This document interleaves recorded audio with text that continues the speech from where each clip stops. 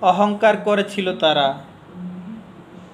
অহংকারে পুরা শরীর ভরে গিয়েছিল তাদের। তারা ভুলে গিয়েছিল নমরুদ ফেরাউনের কথা, যারা টানা দীর্ঘ 15 বছর বাংলাদেশটাকে শাসন করেছে। তারা এতটাই অহংকারী হয়ে গিয়েছিল যে ভেবেছিল কখনোই তাদের পতন হবে না, কিন্তু একদিন সব শেষ হয়ে যায়। বলে না, নক্ষত্রের একদিন আয়ু শেষ হয়। ঠিক তেমনি সেই শাসনকর্তাদের অবসান হয়ে গেছে, তাদের দিন এখন শেষ। যে কারণে এখন তারা এতটা অপমানিত যে পালিয়েও বাঁচতে পারে নাই। পুলিশ বলেন, র্যাব বলেন, বিজিবি বলেন, সেনাবাহিনী বলেন, নৌবাহিনী বলেন, যে দিক দিয়ে পালাকুড়া একখানা না একখানা ধরা খাচ্ছেই। এবং কি এমন অপমানিত হচ্ছে যে সাধারণ জনগণ ওদেরকে পচা ডিম ছুঁড়ে মারতেছে, ফুটবলে লাথি মারার মতো এখন লাথি মারতেছে। কোথায় গেল সেই ক্ষমতা? ক্ষমতা মানুষের চিরদিন থাকে না। দিন যেমন বদল হয় তেমনি সময়ও পরিবর্তন হয়।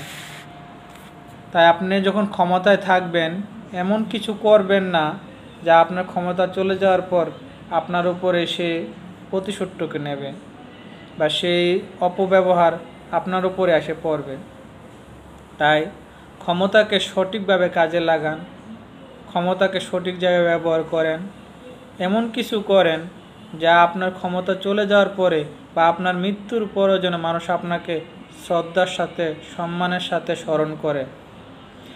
আর আজকে ক্ষমতা চলে গেলে কালকে আপনাকে ভুলে যাব, ওই ধরনেরভাবে ব্যবহার করবেন না, অন্তত সাধারণ মানুষের সাথে।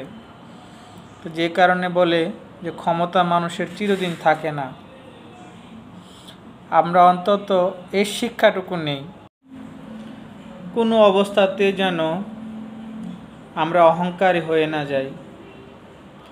এতগুলা লাশ আমাদেরকে অন্তত এই শিক্ষাটুকু দেখ, আমরা যেন অন্তত এই শিক্ষাটুকু পাই যে মানুষ অনেক অসহায়। অহংকার একমাত্র তাকে সাজে যার কোনো মৃত্যু নাই, যে চির অমর, সেই একমাত্র আল্লাহ। আর মানুষের পক্ষে মানুষের নিজের অহংকার করার মতো কোনো কিছুই নাই। তাই আমরা যথাসাধ্য চেষ্টা করব অহংকার থেকে দূরে থাকার, এবং কখনো নিজের ভিতরে এই অহংকারটুকু যেন কাজ না করে বা নিজের ভিতরে যেন কোনো গর্ব কাজ না করে। কারণ আমরা সাধারণত জ্বরে কিন্তু মানুষ মারা যায়, সাধারণত সর্দি কাশিতে মানুষ মারা যায়।